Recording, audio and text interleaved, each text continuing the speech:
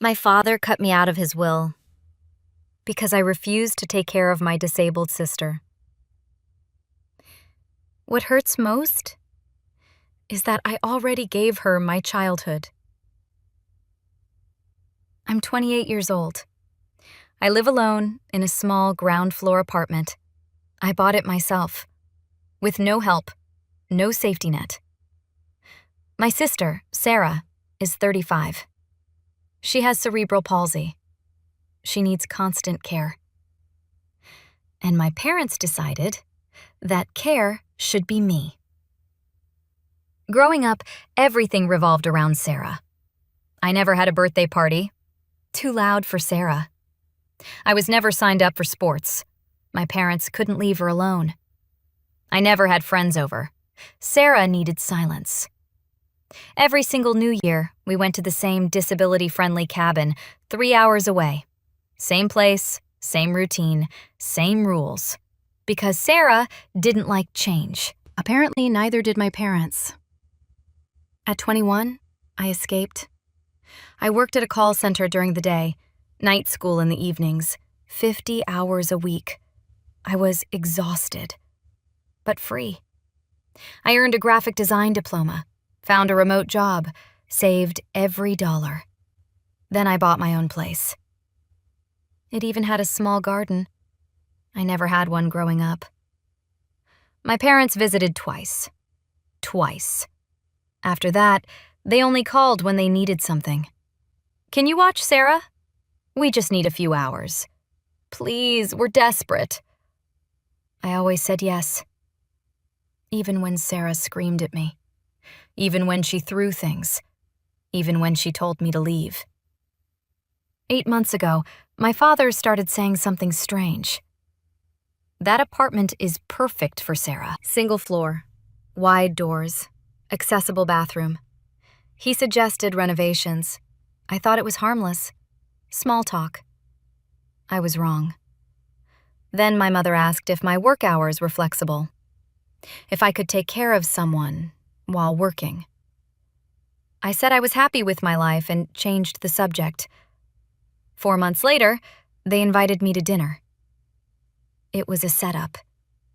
They already talked to a social worker, already researched government benefits, already found grants. They had a plan. I would take Sarah during the week. They'd help on weekends. They didn't ask. They told. I said no, immediately. My mother cried, said they were exhausted, that they gave up everything for Sarah, that now it was my turn. My father called me selfish, said I lived alone in a house designed for Sarah while they suffered. I told them the truth. I already sacrificed my childhood. No dance classes, no sleepovers, no school trips, no freedom. They said that didn't count. I was a child. I didn't understand sacrifice. But now I was an adult, and adults take responsibility. I walked out. 4 weeks later, they told the family I abandoned my disabled sister. My aunt cried. My grandmother said she was ashamed of me. Relatives posted about family duty on Facebook. All of them talking about sacrifice. None of them volunteering. Then my parents started showing up at my door, unannounced. They dropped Sarah off and left. The first time, I stayed quiet. The second time, I called Adult Protective Services. I reported abandonment. They were forced to come back. They hated me for that. After that, things turned ugly. They made Sarah call me.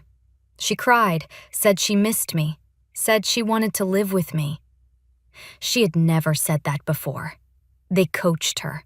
They sent photos of her crying, messages saying she needed her sister. Then they crossed the line. They called my workplace. They told my boss I might need long-term leave to care for my disabled sister. That's when I broke. I found a lawyer. Her name was Sophia Taylor. She listened for 4 minutes before stopping me. She said something I wasn't ready to hear. This isn't family drama. This is abuse. Then my father left a voicemail. If you don't step up, you'll be cut out of the will. Sophia called it financial manipulation.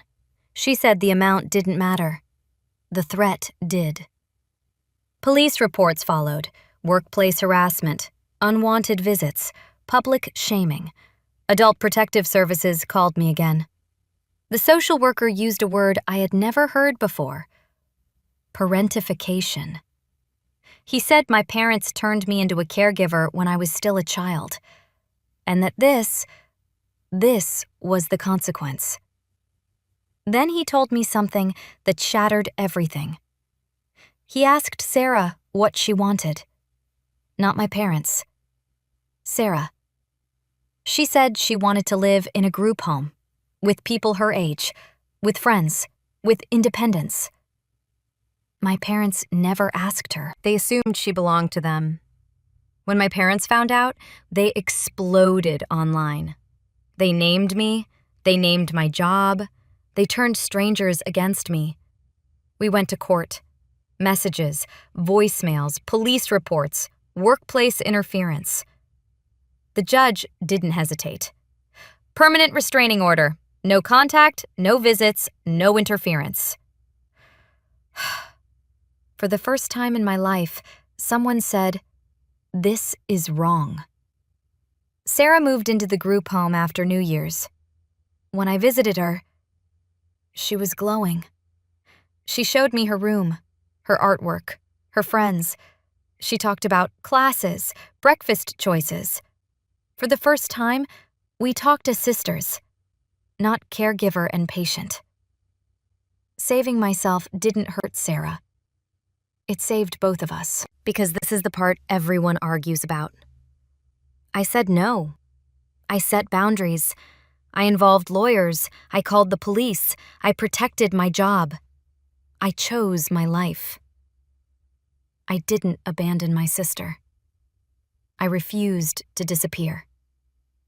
But my parents say I destroyed the family. Relatives say blood comes before comfort, that sacrifice is love, that walking away makes me selfish. So tell me, am I wrong for not giving up the rest of my life for a role I was never supposed to have? Am I heartless for refusing to be a caregiver again after I already lost my childhood? Or is it finally okay to choose myself? What would you have done?